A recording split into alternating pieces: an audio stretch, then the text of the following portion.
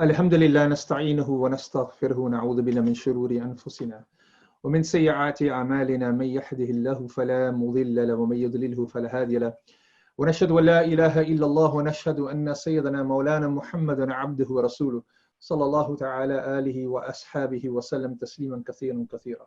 سبحانك لا علم لنا إلا ما علمتنا إنك أنت العليم الحكيم. ربي اشرح لي صدري ويسر لي أمري واحلل عقدة من لساني يفقهوا قولي. Assalamu alaikum wa rahmatullahi wa barakatuh, and welcome to our Prayer for Humanity session, inshallah. And this night, well, currently we're in the night time here in the UK. We are on the 27th night for most of us. So on that basis, this is a very special night, and it's a night that we all recognize during the last 10 nights of Ramadan.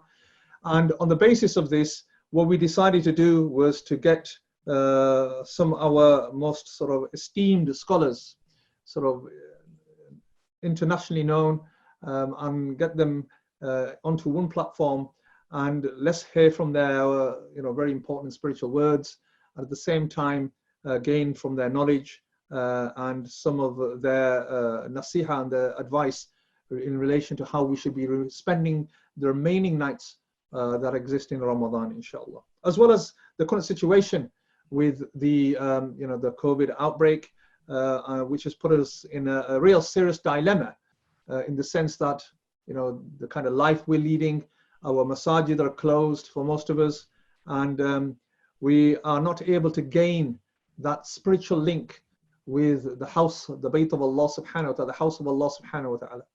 So on that basis, the best we can do is to be on an online platform where we can have some great scholars, alhamdulillah, who can give us some kind of advice and nurture us spiritually, as they say.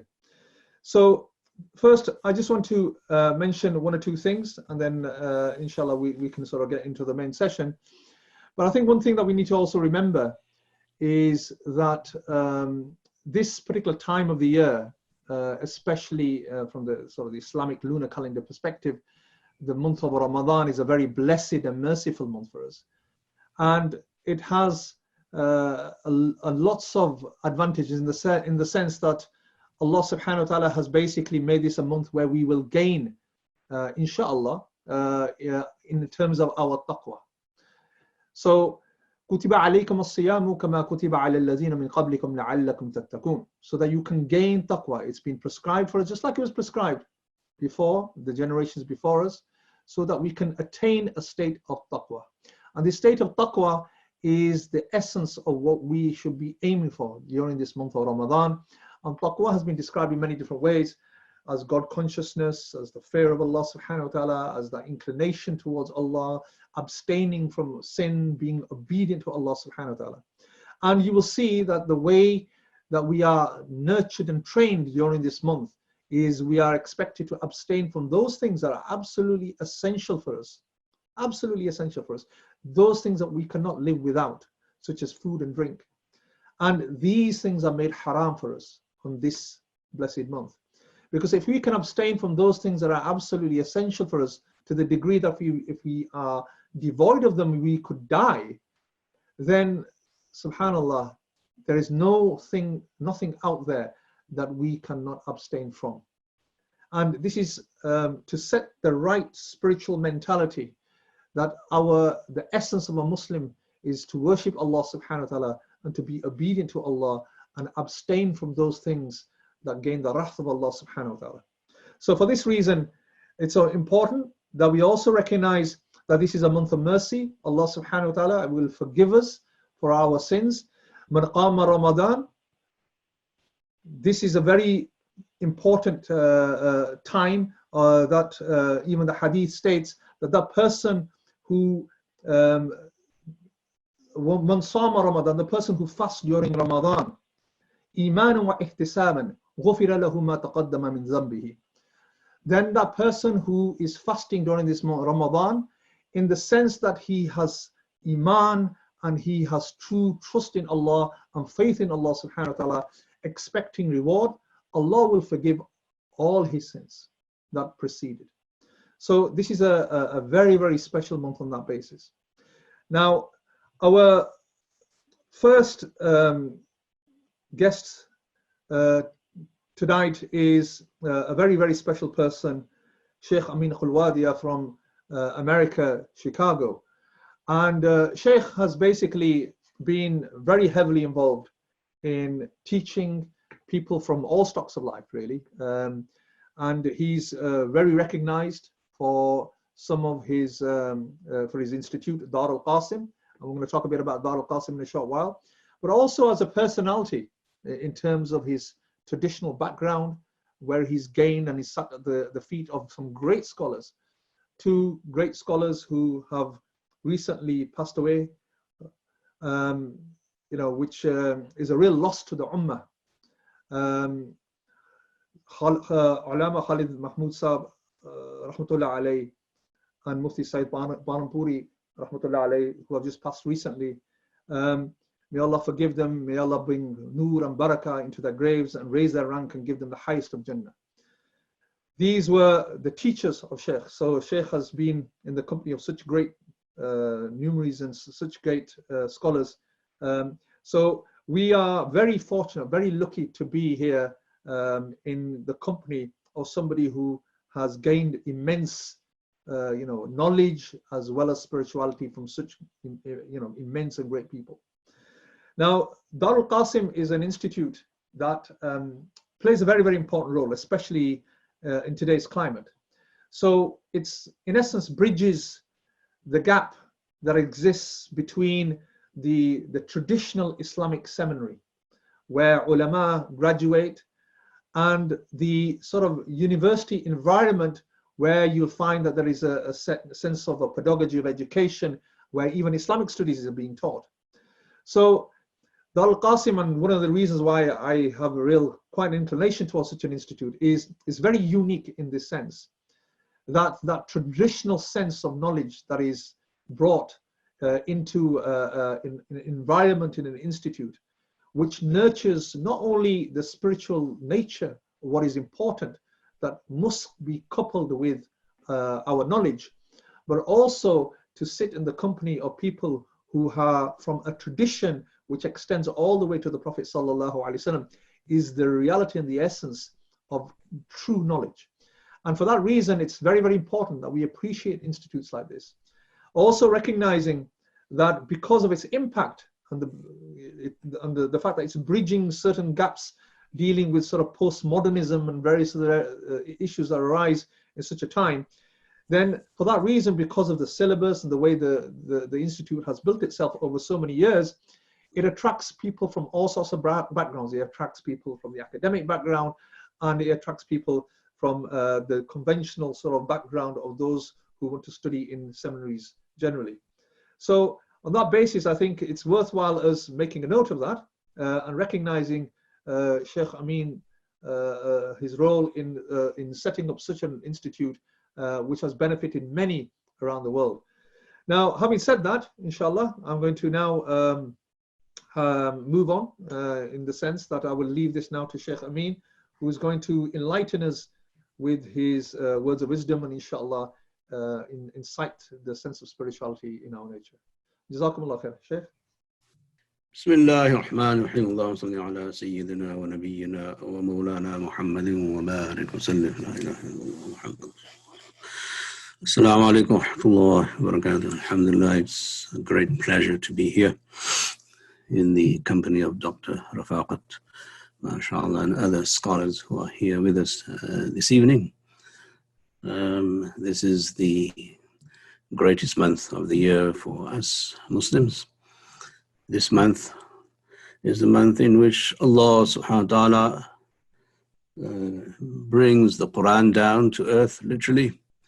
It's the month of the Quran, and since the Quran descends in this month, Allah subhanahu wa ta'ala obligates us to receive this month of the Quran by fasting.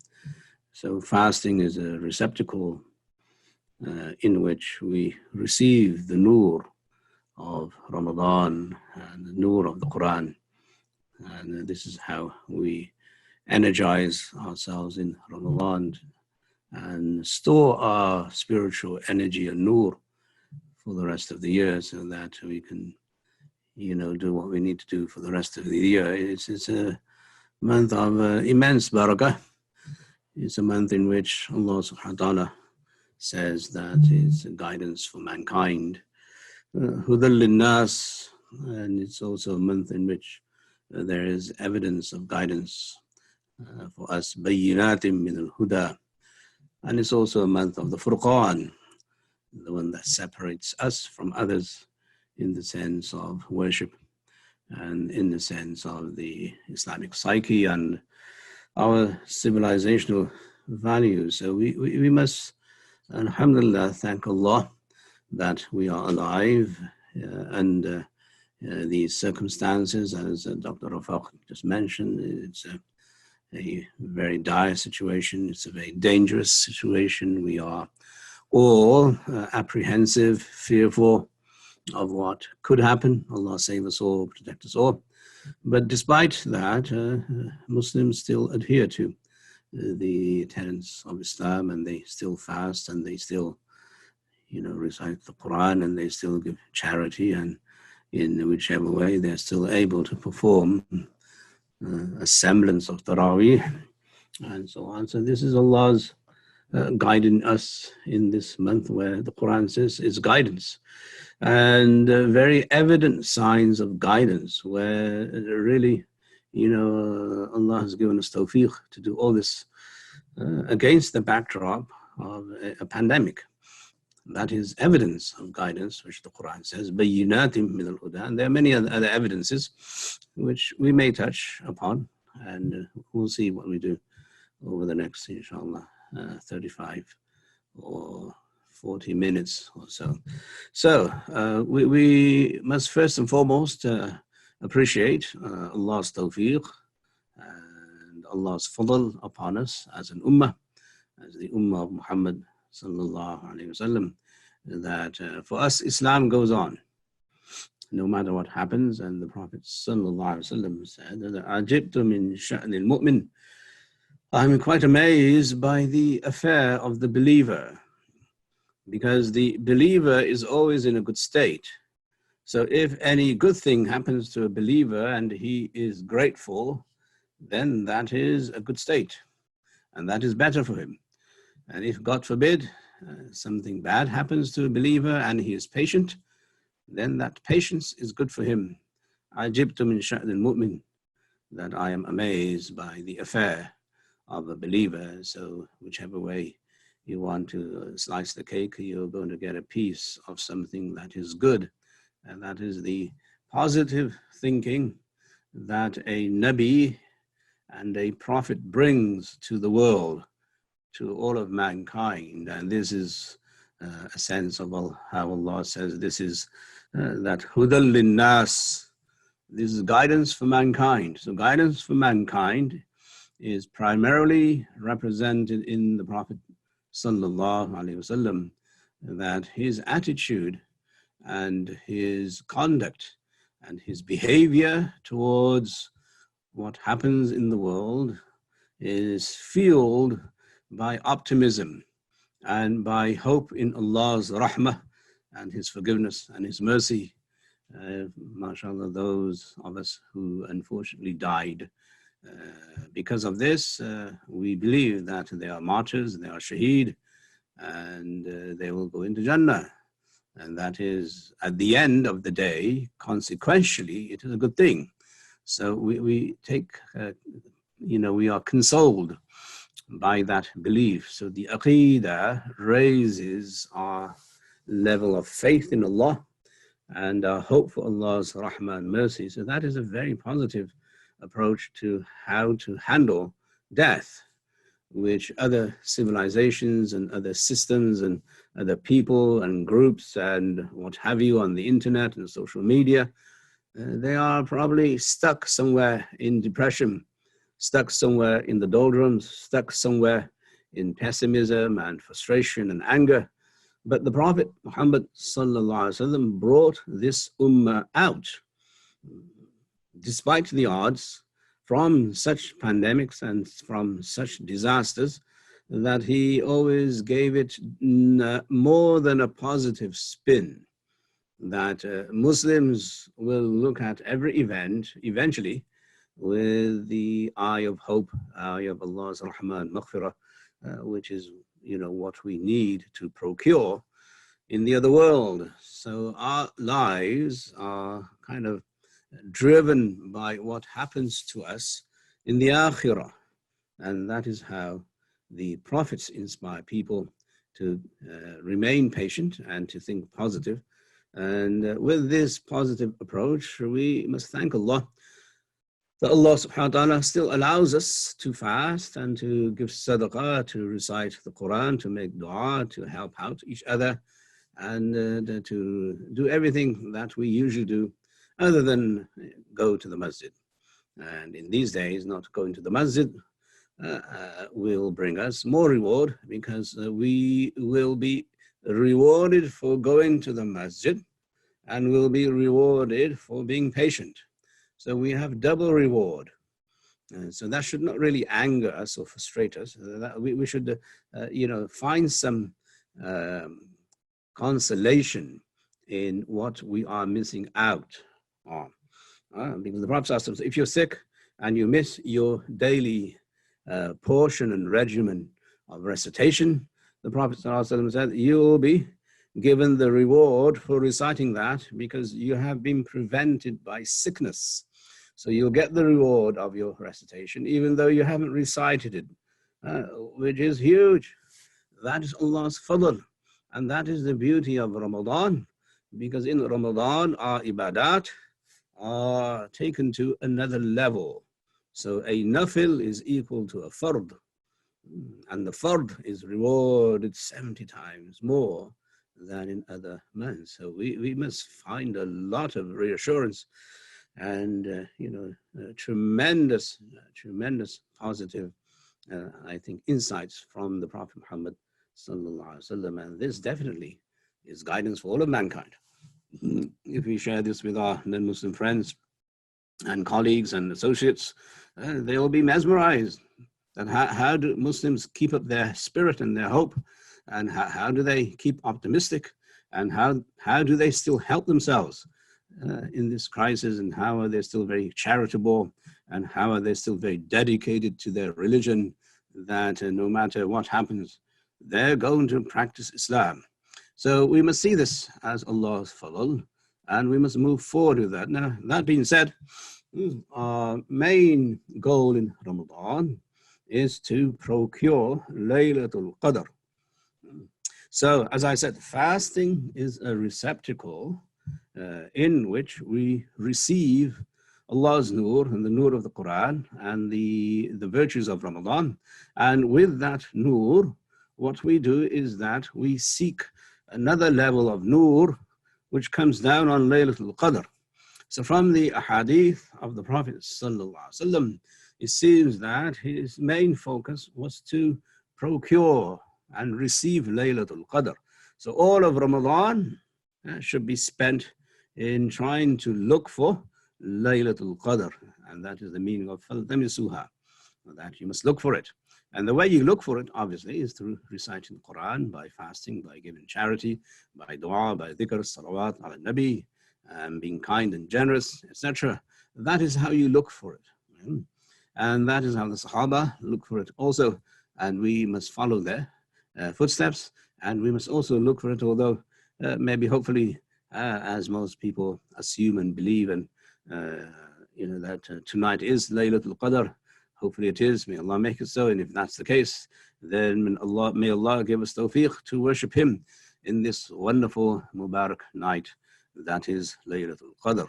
So Laylatul Qadr, as Allah subhanahu wa ta'ala says, is better than 1,000 months, meaning that if we find this night and we worship Allah in this night, then it will be like worshiping Him for 1,000 months. That's what, 83, 84 years. And the honor of this is through the zeal of the Sahaba to worship Allah subhanahu wa ta'ala more than others. The Prophet sallallahu alaihi wasallam was discussing the lifespan of people who came before us. And he said they lived for 200 or maybe sometimes more than 200 years. And then the Sahaba instantaneously thought of their ibadah. SubhanAllah, if you're going to live for 200 plus years, you have a lot of ibadah. Oh. So they said, Ya Rasulullah, how are we supposed to compete with those people who live for 200 years? Because you said the average age of my ummah is between 60 and 70. And SubhanAllah, which in itself is a miracle, and especially at that time. If you look back into that time and you look at the lifespan of ordinary people outside of, this country, then usually people would die in the age of 30 or 40. But the Prophet ﷺ, through his dua and through his barakah, gave a lifespan of most of Muslims between 60 and 70. But they were still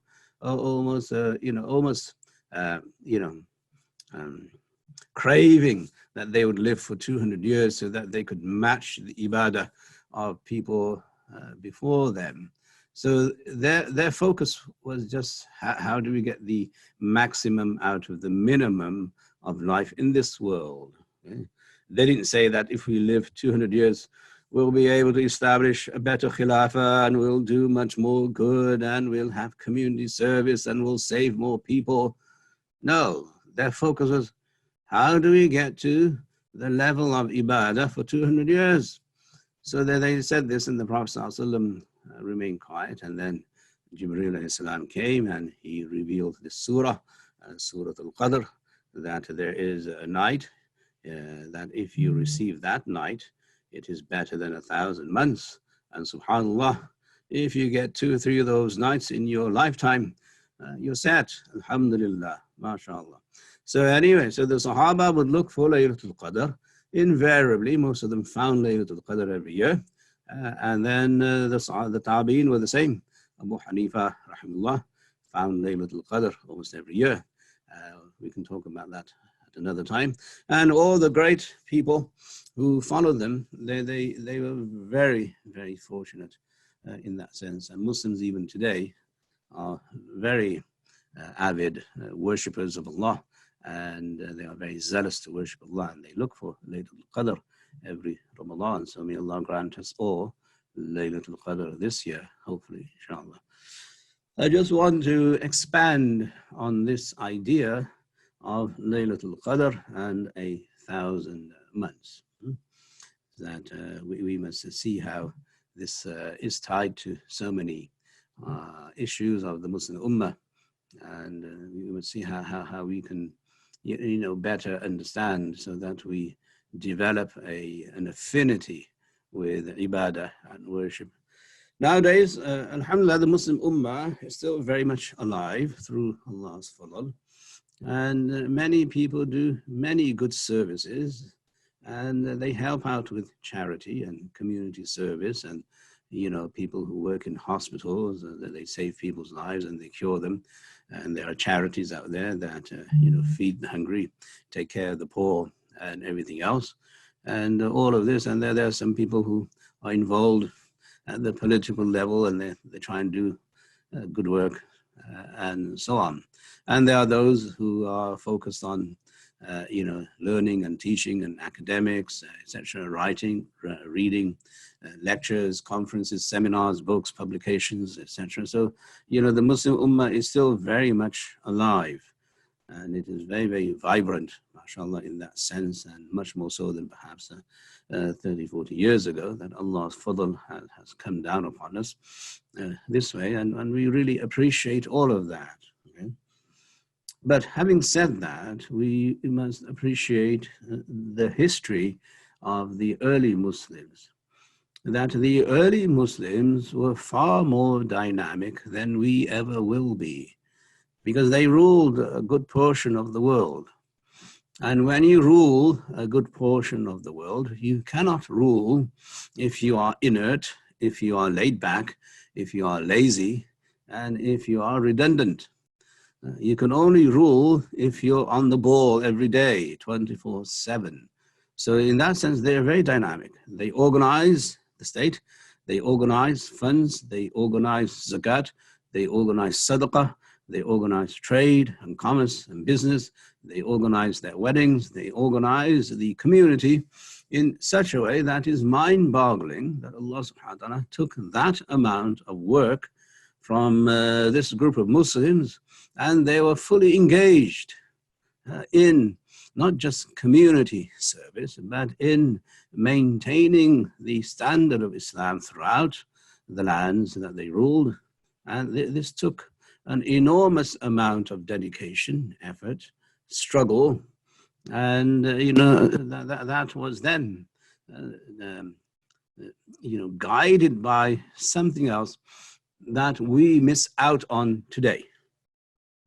So what is the outer, the exterior shell of Islam, which recognizes the need for social order, coordination, community service, charity, good work, publications, everything I listed. Okay?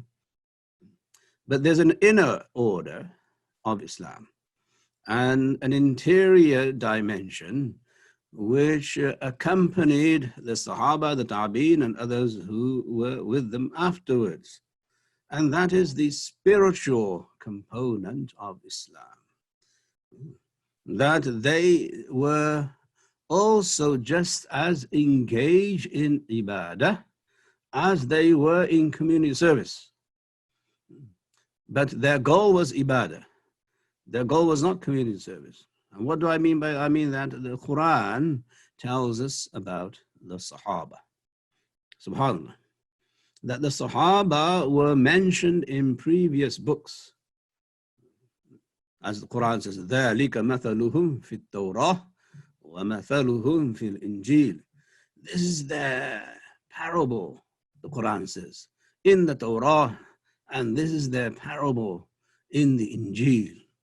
So the Sahaba and their description was already revealed to Musa alayhi salam and his people, and to Isa alayhi salam and his people, and to Dawud alayhi salam and his people.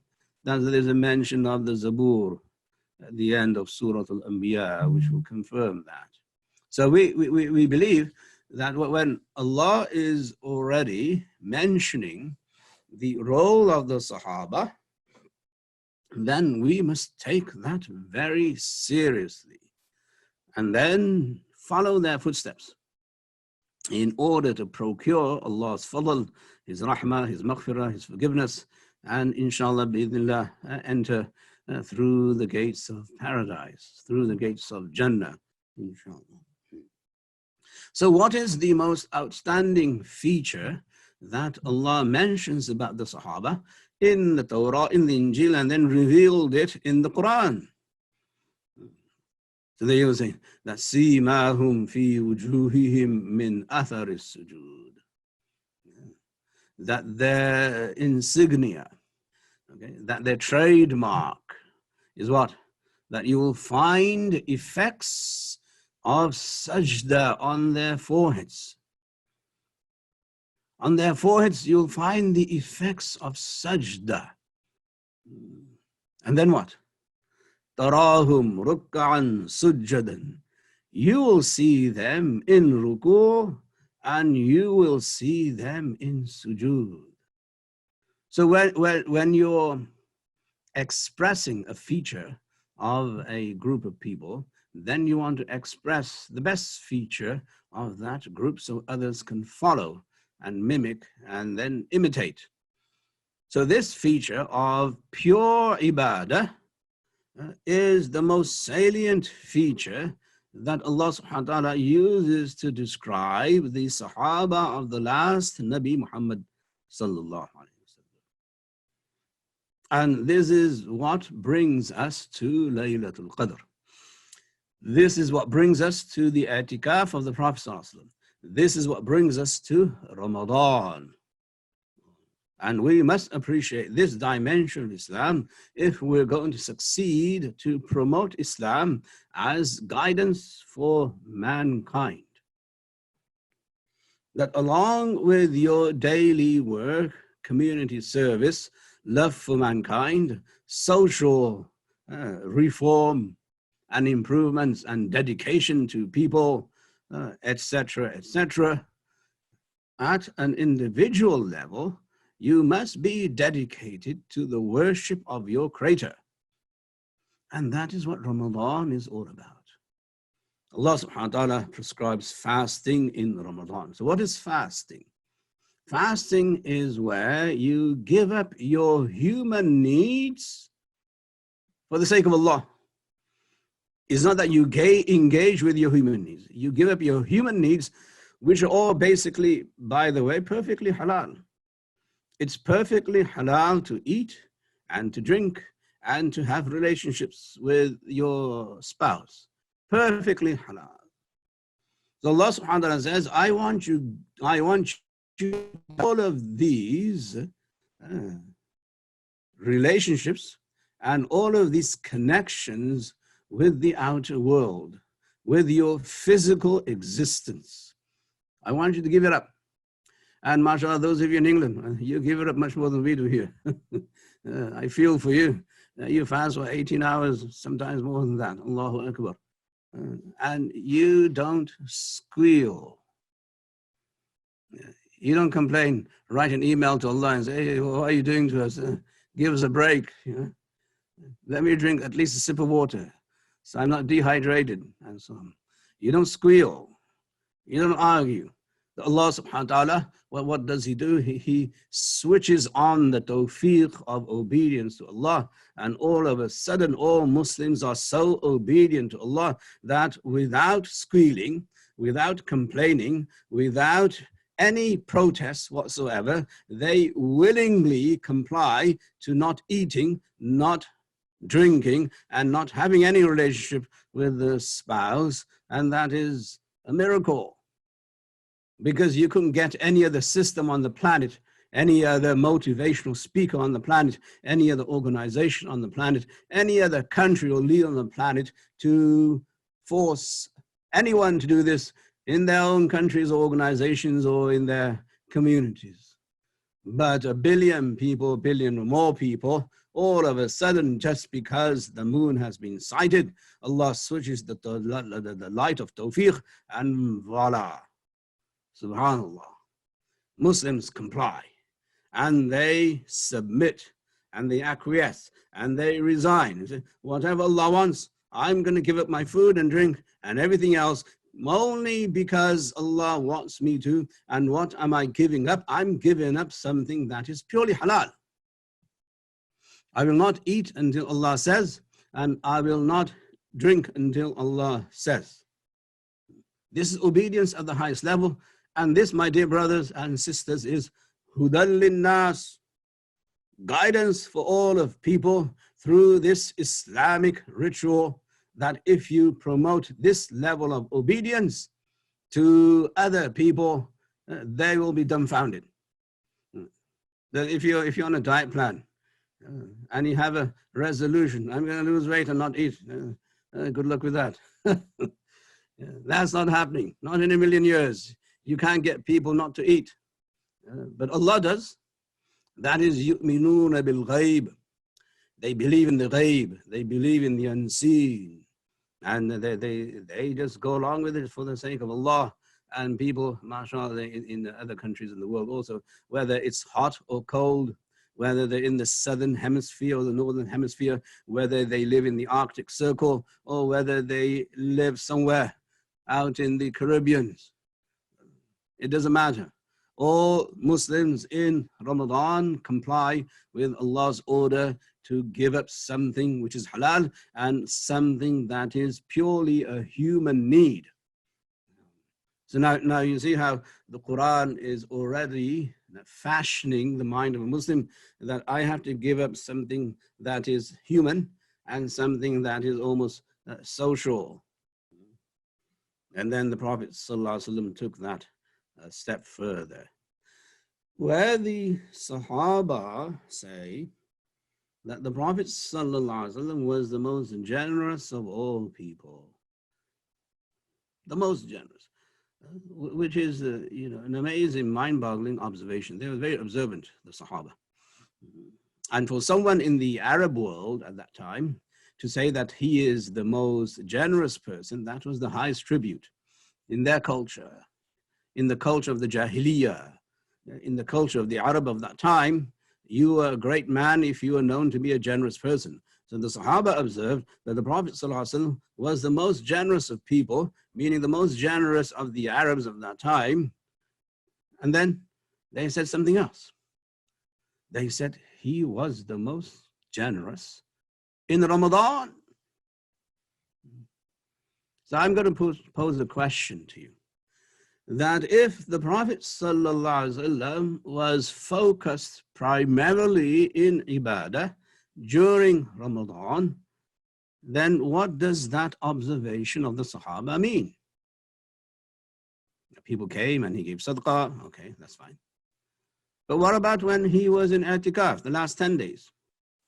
And their observation was not limited to just the first 20 days, it was extended to all 30 days.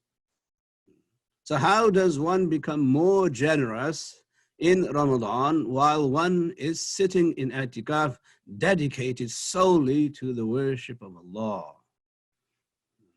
That's the question. And you should think about this very seriously, because it might go against everything perhaps we want to do in Ramadan. You know, one of the silver linings of the COVID-19 pandemic and tragedy, Allah save us all, protect us all, and remove this from us permanently, is that we're kind of confined to the house and to the home, where we don't rush out to do whatever we need to do in the name of Ramadan and you know that. And I'm talking about the constant partying, that you have iftar parties and suhoor parties in Ramadan, and people assume that's part of the Ramadan culture, but it's quite far from it.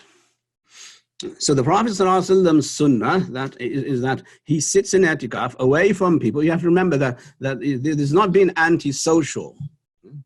So we must think of a paradigm that fits the mode and the mold of Islam in totality. That, yeah, you're going to help the poor person in Ramadan, you're going to feed the hungry, because supposedly you're supposed to feel the hungry of the hungry people in the world who don't have iftar. Yeah, right. Yeah. You're going to have a feast at iftar and you're feeling the hunger of other people. That doesn't work. Yeah, that to me is very hypocritical. It's good, and we must feed people, and we must feed the hungry, and we must serve the needy. That is all there. That's part of Islam. What I'm saying that in Ramadan, the focus is not to the exterior, the focus is to the interior. And the Prophet ﷺ showed us that in Ramadan, if you're going to be part of the tradition of Ramadan, you must focus and engage in ibadah, especially in the last 10 days when you're going to look for Laylatul Qadr. And you must cut down with your social norms. You've already done that by fasting. You've already done that by spending more time in ibadah and Quran and dhikr and tarawih and everything else. At the same time, you must do a bit more than that.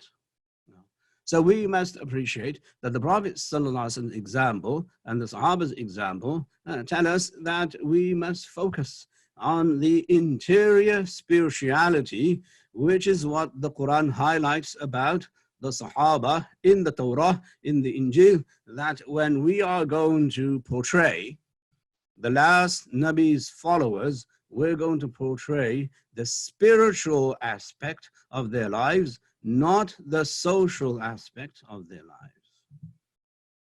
And herein lies the beauty of Laylatul Qadr.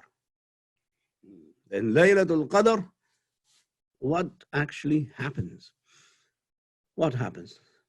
Allah tells us what happens. تَنَزَّلُ الْمَلَائِكَةُ وَالرُّوحُ فِيهَا بِإِذْنِ رَبِّهِمْ مِنْ كُلِّ أَمْرٍ. The angels and the archangel, Jibreel alayhi salam, the Ruh, they descend on this night, in this night, through this night. What does that mean? That they come down. It comes from the meaning of the word Qadr.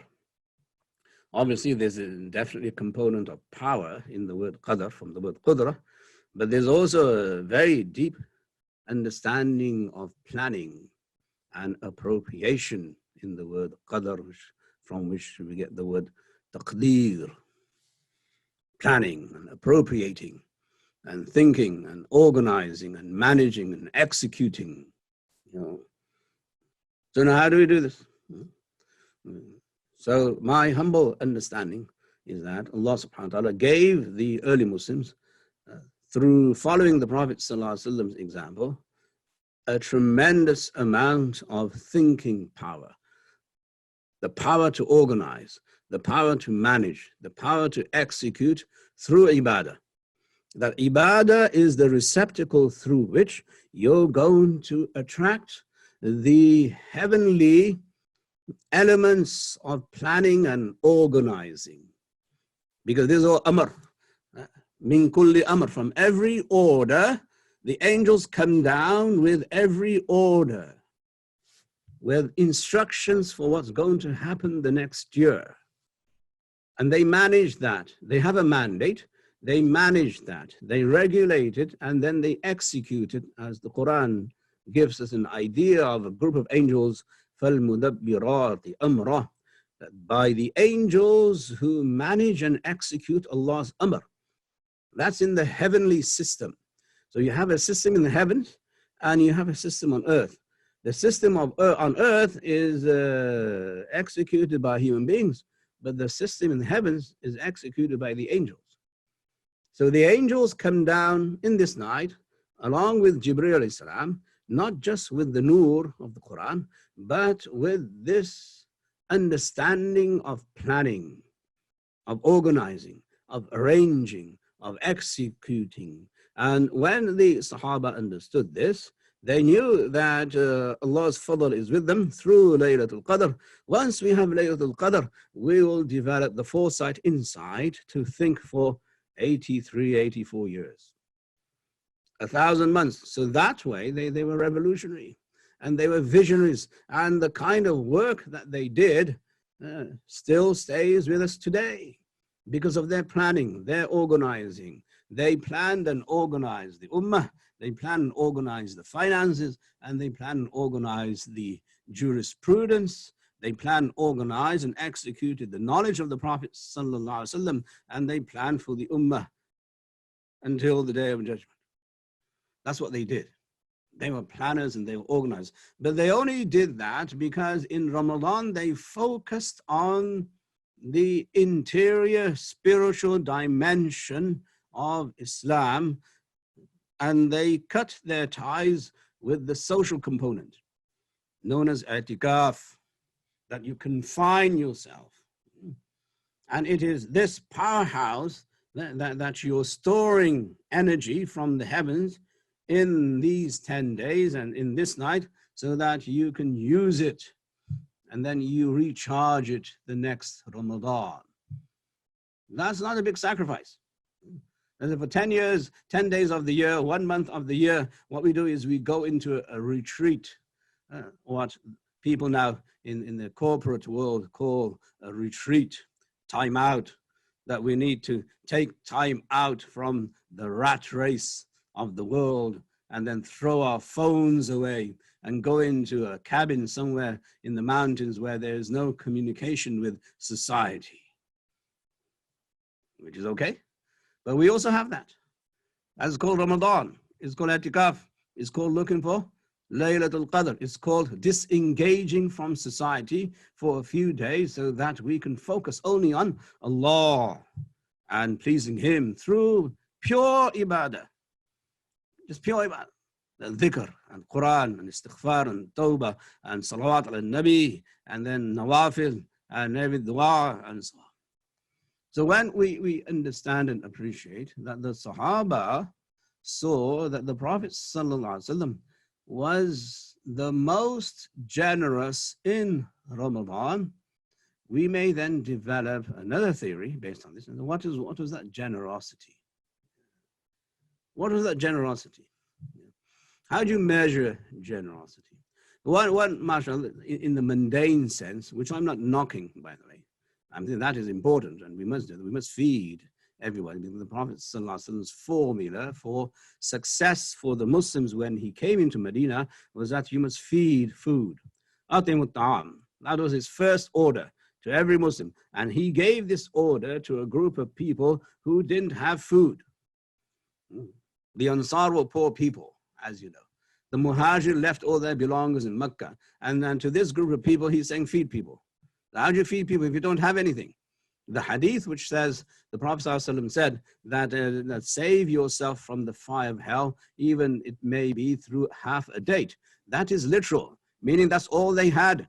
If you have one date and you have a brother who's hungry and he doesn't have anything to break his fast with, then you're going to save yourself from hell by giving him half of the date that you have. That is generosity. So I'm not knocking the idea of feeding people in Ramadan, not at all. What I'm saying is that we have a larger platform, a base in the pyramid of generosity to consider. And what is that generosity? One is that the Prophet ﷺ, he never kept any sadaqah with him, he always gave it away. Anyone came with a gift, he gave it away. He never kept anything for himself. That is a given. But that's not the point. The point is that if you are to be measured against the standard of divine generosity, then you must follow the Prophet sallallahu alaihi wasallam. And what is the standard of the Prophet? Allah subhanahu wa ta'ala. Allahu Akbar. Allahu Akbar. Allah subhanahu wa ta'ala, his generosity is such that he feeds people even though they disobey him, even though they call him names, even though they associate partners with him, even though they worship the devil and the sun and the moon, even though they hate him, even though they define him, even though they reject him, he still feeds them. That's the standard of what? Divine generosity. That's in this world. He keeps us going no matter what we do. He doesn't stop what he does because of what we do. So his generosity is infinite, eternal. SubhanAllah. So that's the divine standard of generosity. But more than that, what we must appreciate is that Allah sees us committing sins. And he says, if you repent and make tawbah and you ask me forgiveness, I'll forgive you. That generosity is of a different kind. It's a totally different standard. And we must cherish this sifah of Allah and see that he is so generous that despite disobeying him and committing sin in front of him day in and day out, and we seek Allah, we say, astaghfirullah, forgive me, forgive me, forgive me, then he will forgive. That's divine now, grace and mercy and rahmah and maghfirah. Now, how does that translate into the generosity of the Prophet sallallahu alaihi wasallam? How does that translate into his generosity? Well, obviously, as I said, for the Prophet sallallahu alaihi wasallam to give somebody some food and some gold and silver or one or two coins here and there, that's a no-brainer. That's a total no-brainer. You can't measure his generosity based on that very, very mundane, which every Sahabi was doing anyway. I mean, every Sahabi was as generous as they could be and much more generous than we ever will be. That's a given. So the Prophet ﷺ generosity has a totally different yardstick. And I'm going to present to you one idea of how generous the Prophet ﷺ is. And what is that? That he was talking to Aisha, radiallahu anha, and while he was talking, he gave her a dua, a personal dua. Aisha was so thrilled and exhilarated. She was over the moon, as she should be, mashallah. The Prophet's dua, subhanAllah. Then the Prophet ﷺ looked at her and said, Ya Aisha, I made this dua for you here. But do you know that I make dua for my ummah after each salat? Yeah, after each salat, I make dua for my ummah, that my ummah is forgiven. Now, he's not worried about him. The fact that he's already guaranteed Jannah, mashallah, alhamdulillah. But the fact that he is still more concerned with his ummah than he is about his own self. And he's making dua for the ummah. So now he did this on a regular basis outside of Ramadan. What do you think he did for us in Ramadan? And that's the observation of the Sahaba, that he was even more generous in Ramadan because that's all he was doing. And that is borne out by so many other hadith. We don't have time to discuss all that, but the ulama here on this panel, on this group, will know exactly what I'm saying. That the Prophet ﷺ's generosity is not limited to what happens to us in this world. Okay? It extends beyond this world into the grave. It extends into the day of judgment. It extends into even Jannah. This is the Prophet ﷺ's generosity. But how was he going to procure that? He procured this through exclusive ibadah of Allah in Ramadan. Exclusive ibadah of Allah in Atikaf. By exclusively focusing on Laylatul Qadr, so that if you have Laylatul Qadr, much better than 1,000 months, and in his 10-year lifespan in Medina, mashallah, he received, and the way he will receive Laylatul Qadr, subhanallah. So now there are two components there. One is to appreciate that the role of a prophet is not limited to the mundane success of Muslims in this world. The Prophet ﷺ made dua for that. He was given one of those du'as, or maybe two, that Allah subhanahu wa ta'ala will forgive his ummah. When the Prophet ﷺ made dua, and Allah subhanahu wa ta'ala said that I will not let your ummah die of hunger, all at once. And then the third dua he made, which was not accepted. But anyway, what I'm saying is that the generosity of a Prophet ﷺ is measured against the generosity of Allah himself. And how do you measure Allah's generosity? That he forgives, and he spares us the punishment of the grave, and he spares us the punishment of hell, and he spares us the torments of the day of judgment. That's how you measure Allah subhanahu wa ta'ala's generosity. And how do you measure the Prophet ﷺ's generosity? The same. The Prophet ﷺ took on all the colors of Allah when it came to magnificence, when it came to being magnanimous, and when it came to be generous and altruistic. The Prophet ﷺ is so generous that he told us that I will not enter Jannah, even though I will be the first one to be permitted to enter Jannah, until the last person from my ummah enters Jannah. That's what he said. Now you go figure. Some billionaire gives a few $100,000 here. Is he generous? No, not by my standard. Not even a nightmare. Yeah. So what we have in front of us is the role model of the Prophet ﷺ, the observation of the Sahaba, and the pure desire in the minds and hearts of Muslims to worship Allah purely, only in the strict term of ibadah, which is where you're totally detached. I'tikaf means you're detached from society and you're focused on Allah. And that's how you derive nur from the Quran, from Ramadan, from fasting, and from Laylatul Qadr.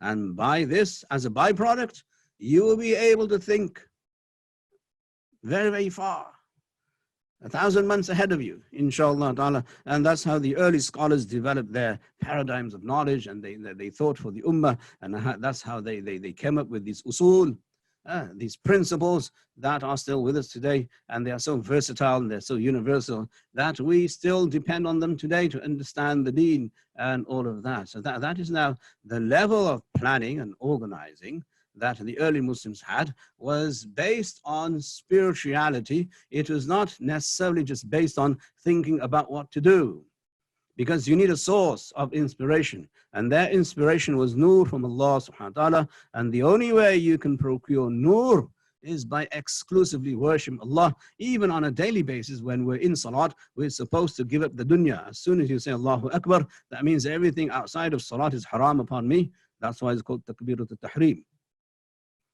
Everything in the world is haram upon me. I'm totally focused on Allah. And in those few moments when you're focused on Allah, you gain nur from Allah. And then you go with that nur, and that nur allows you to walk and to think and to plan and to organize. And this is individual level. But at a collective level, Allah subhanahu wa ta'ala revealed to us that Suratul Qadr develops within the ummah this ability to think further than their noses and to plan and to organize so that they may do what they need to do in order to succeed in this world and also in the other world. This is Allah's fadl on the ummah, and we make dua. So I have to go because, you know, the Maghrib time is coming here. But we make dua that Allah subhanahu wa ta'ala, inshallah, facilitates the work of Dr. Rafaqat and Balagh so that they can continue doing what they do with success and barakah. And may Allah subhanahu wa ta'ala guide us all. And may Allah subhanahu wa ta'ala allow us to, inshallah, procure Laylatul Qadr this year and every other year in Ramadan. And may Allah subhanahu wa ta'ala protect us from the COVID. And may Allah subhanahu wa ta'ala eradicate, obliterate the COVID forever. And may Allah subhanahu wa ta'ala allow us to enter Jannah and allow us to meet Him in such a state that He is pleased with us and we are pleased with Him. Ameen ya Rabbal Alameen. Wa sallallahu ta'ala ala khayri khalqi Muhammadin wa alihi wa ashabihi ajma'in. Bi rahmatika ya arhamar rahimin walhamdulillah. Jazakallah khair, Shaykh Amin. That was, mashallah, alhamdulillah, very inspirational and touched the hearts of many. And some very important points that were raised in terms of what it is that we should be searching for in this special month, and who is it that we should really be emulating in terms of our predecessors, the Sahaba radiallahu anhum, the companions of the Prophet sallallahu alaihi wasallam, and achieving such height.